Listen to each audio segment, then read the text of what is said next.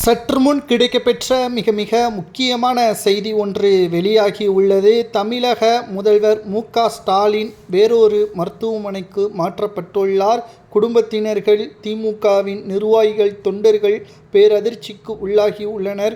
என்ன ஆட்சி மு.க.ஸ்டாலின் அவர்களுக்கு என்பதையும், அரசியல் வட்டாரத்தில் மு.க.ஸ்டாலின் அவர்கள் நாடகமாடுகிறார் என்ற தகவல் பற்றியான முழுமையான விவரத்தை இந்த வீடியோவில் நாம் பார்க்கலாம். அதாவது கடந்த சில நாட்களாகவே மு.க.ஸ்டாலின் அவர்கள் உடல்நிலை மிக மோசமாக இருப்பதாக குடும்பத்தினர்கள் மருத்துவர்களிடம் தெரிவித்தனர்.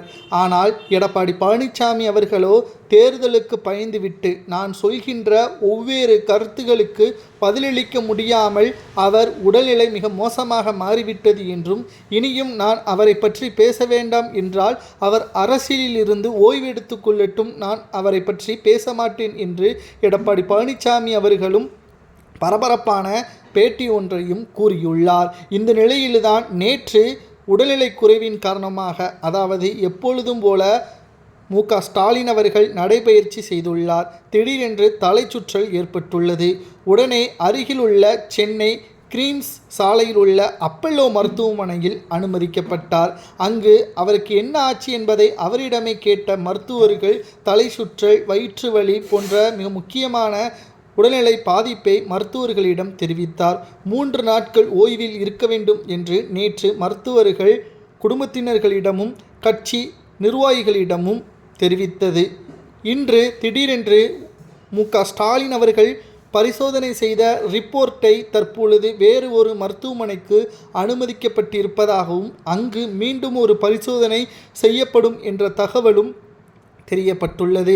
இந்த நிலையில்தான் தேனாம்பேட்டை அப்பல்லோ மருத்துவமனைக்கு பரிசோதனைக்காக ரிப்போர்ட் அனுப்பப்பட்டிருப்பதாகவும், இதனால் மு.க.ஸ்டாலின் அவர்களுக்கு என்ன ஆனது, இதற்கு முன்னாக கடந்த 3 ஆண்டுகளாக வருடம் வெளிநாட்டிற்கு சென்று சிகிச்சை தான் பெற்று வந்தார் என்ற பல்வேறு தகவல்களும் அரசியல் வட்டாரத்தில் பேசும் பொருளாகவே இருக்கிறது.